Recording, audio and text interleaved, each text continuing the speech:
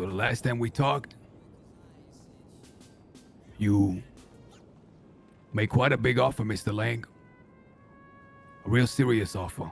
Yeah. One that is almost impossible to refuse. One that any sane person would say yes to right away. He's gonna say without no. hesitation. To be able to work with the biggest pushers on the most advanced block, to have my people taught to grow the strain, and to be able to sell on this turf the Scooby Dooby. Wait, they come up to the roof? That sounds like a piece of cake. Hey, Joe, how you doing, Joe? Yeah, take that. Take that. Get the fuck out. What the fuck? Really like you. I mean, we sell the best product on the block, like I told you, Jack. That's right. There's something that I gotta tell you that you didn't know back then when you told me that. You see, there was one problem to this whole situation. You told me that the company pushed on the same block. Yeah. Do you recall when my entire trailer and operation got cleaned out?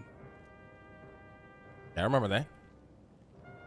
At the time, we were doing a lot of dealing with the company, selling them wood in bulk, going back and forth. We had what you would call a partnership. When the folk in the company heard about what happened, they grabbed their weapons. They went on the prowl. They found out who did it. They held them all at gunpoint. And they got every single piece of memorabilia, all our money, everything back. And on top of that, had the people come to us apologizing. Not too long ago, some goons tried jumping my lumberjacks at the docks. We was going around trying to find who it was. Bumped into a member of the company when they heard what we were doing and who we were after. Mr. JP himself grabbed the gun yet again, went to the guy's house, pulled him out onto the front porch and put a gun in their face. You see how in these situations these people have put their neck on the line to have our back. In the past few days, I've been worrying, thinking if I'm on this turf, selling, working with you, which is something that me and my family want to do.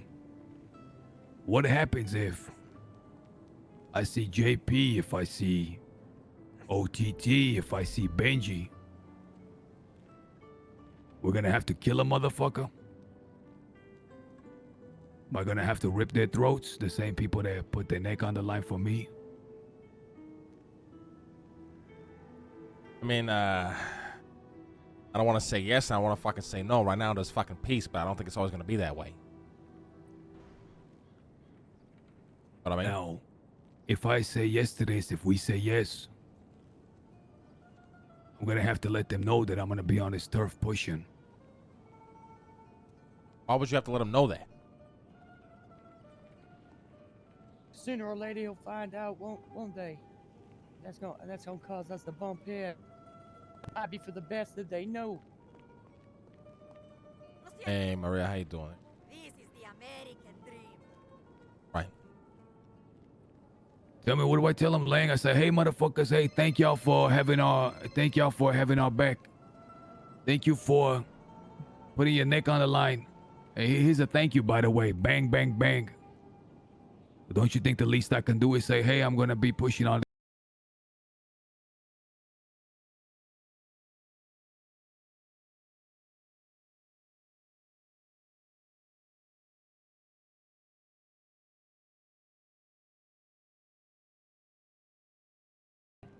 Nowhere near as good as what you offered.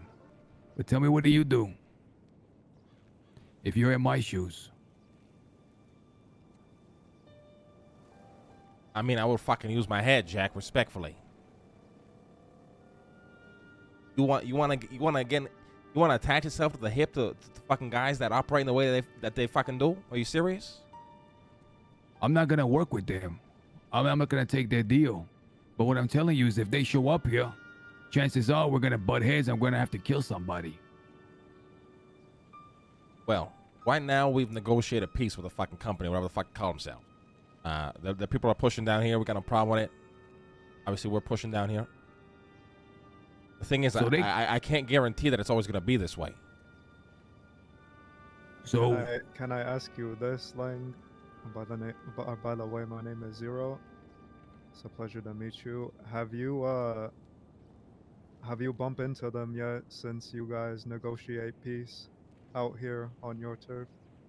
Yeah, I mean, we got one of their guys pushing right now, trying to desperately, take over the turf here. So what's the deal though? Aren't you gonna have to smash him in the fucking face? Well, we could, right? But it's all about fucking being smart. We just outproduce whatever they try to fucking do, my man. You gotta understand that, it's a tug of war out here. They're trying to pull, but we got 16, 20 guys fucking pulling. They got maybe 2, 3, 4. But what we're doing is we're killing them, with the mental game. More fucking attrition. They're gonna come down here. They're gonna, get their turf up or their sails up. They're gonna have a little, glimmer in their eye, thinking things are gonna, are looking up. They're gonna go to fucking sleep. They're gonna wake up. They're gonna realize the 10 hours of work they just fucking spent was for nothing. And we're gonna keep fucking doing that until we fucking break their spirit. So you're not gonna be the aggressor in this situation with violence? We have no reason to. I mean, we control the turf. We make the most sales. We get the most money out of it. What reason do I have to fucking be aggressive? They want to fucking be down here wasting their time. It's only better for me. Okay, that makes matters a lot easier. I thought it was gonna be on site when we see these guys. Well, with that being said, though, too, right? You got to think about what happens when their mental does break. When they realize they can't compete. Are they gonna fucking move out? Or are they gonna fucking, cause a conflict? Try to hit one of our guys? That is why I can't guarantee you nothing. We ain't looking to be aggressors here. We already got what we want. But, I can't say the same for them. There's a big difference, Lang, between, them being here and us telling them to go fuck themselves and putting a knife in their belly, and them coming up to us and trying to cause an issue. Yeah, I mean, but my concern is, though, if you approach them feeling like you need to tell them your fucking business, they're gonna feel like they can control your fucking business. They're gonna have a problem with it. I tell you that right now. Ever since they done me that favor, Lang, it's been over my head like a fucking dark cloud. It feels like a fucking burden. Someone pulled out a gun, went and did that shit for me. They then went on someone's house, grabbed them outside, told them to stay away.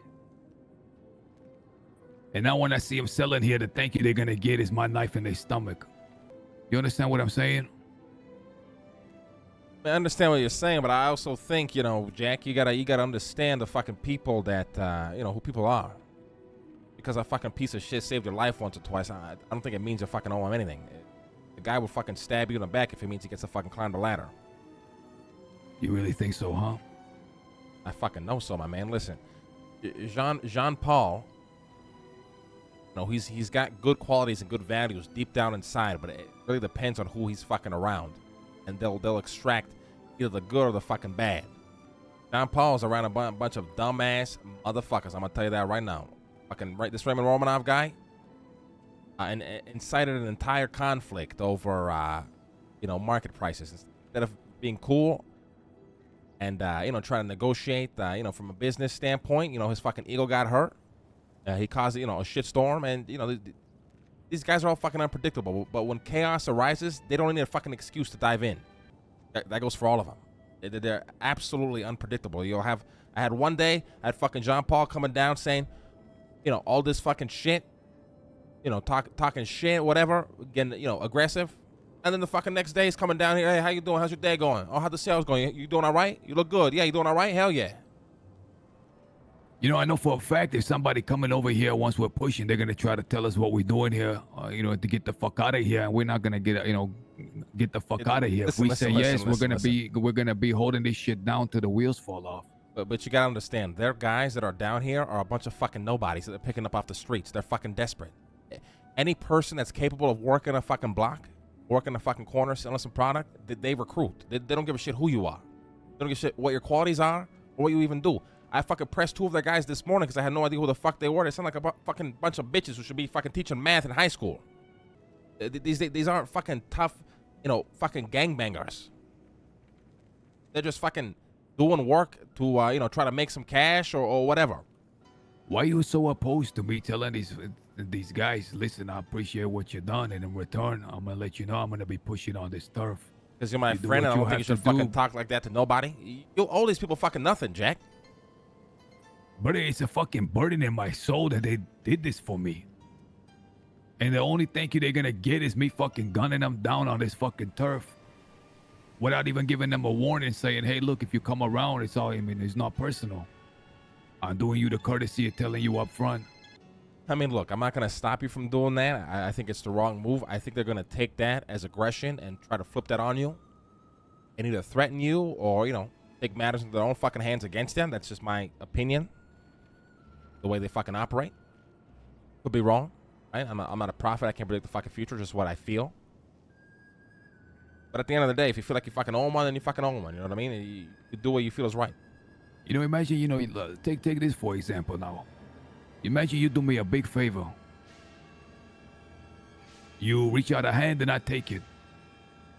Somewhere down Dude, the Spotify line. always fails me. Don't you think that favor should be reciprocated? Yes. Well, I mean, I don't know. It fucking depends, my man. It's hard for me to fucking say that because I know these people.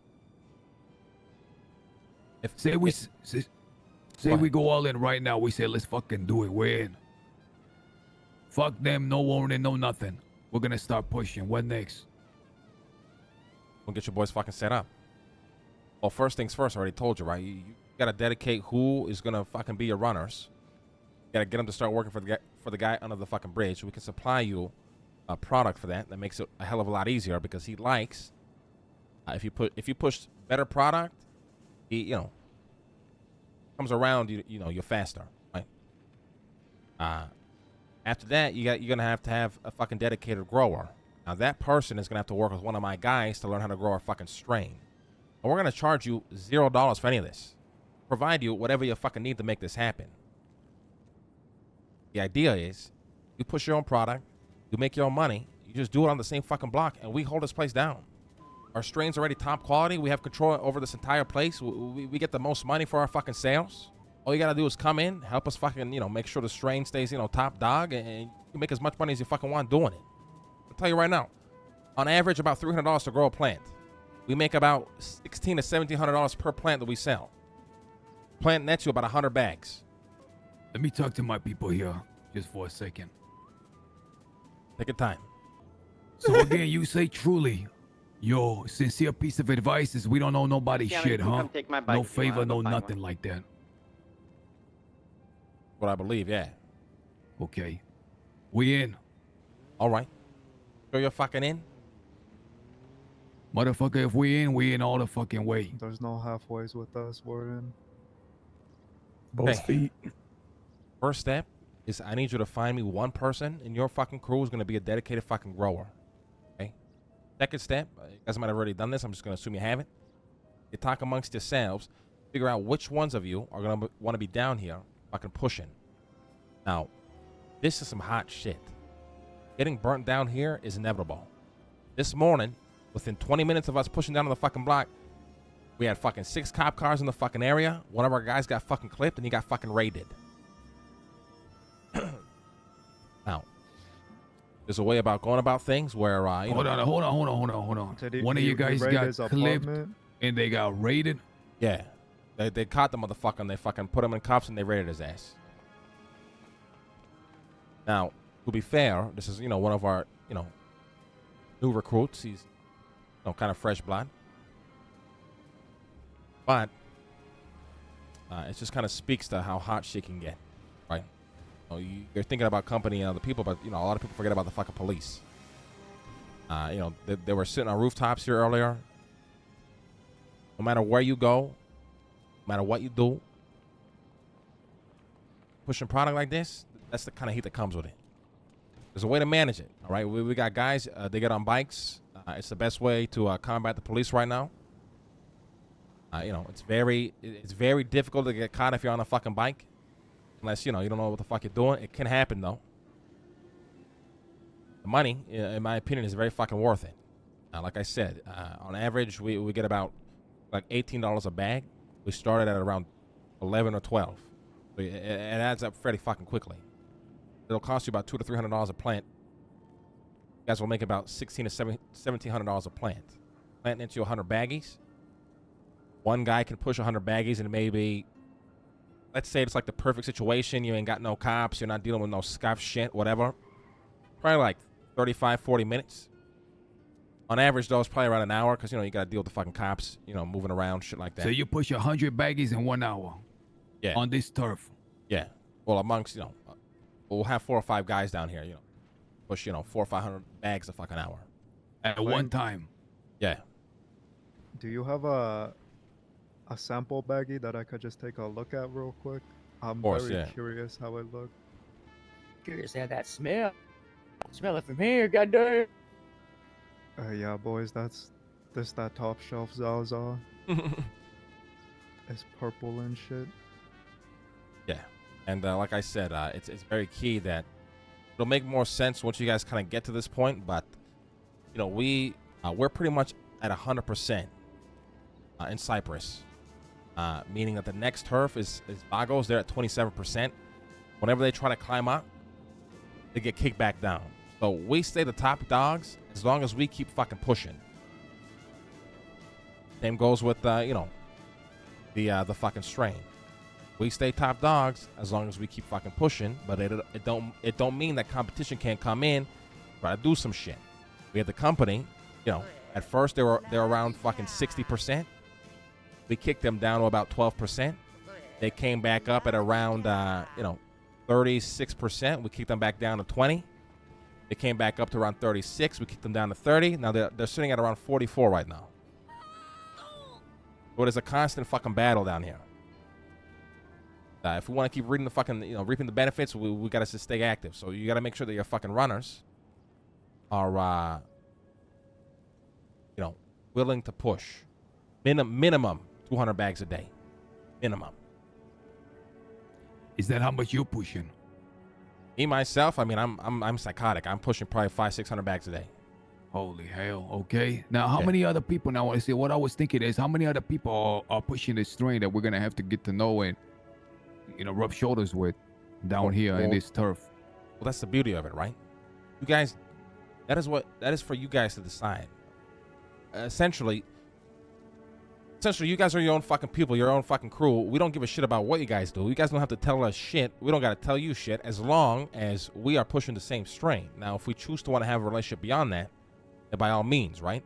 But at the end of the day, baseline, if you don't want to fuck with any of the guys down here, you just want to come down here, do your own thing, push your own thing, you can just fucking do that. So we don't gotta sit on a giant round table with 100 other Muppets that we don't know and fucking kumbaya and fucking figure out what everybody's doing, and if fucking Bobby's sitting in the circle and he's in trouble, we all gotta get Bob's back. It ain't like that. Okay. You guys are down here. You guys watch your own backs. If one of my guys getting clipped, getting chased by the cops, that ain't none of your problem, right? Now, like I said, if you want to have some sort of relationship like that, we can. But for us, it's just baseline. You come down here, you push your own shit, you do your own shit.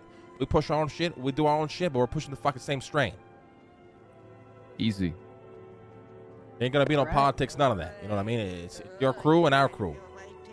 We fucking run the block. Try and leave now. She just fucking called the cops. Lady, what the fuck's your problem? In the last conversation, you got to spoil it like a goddamn.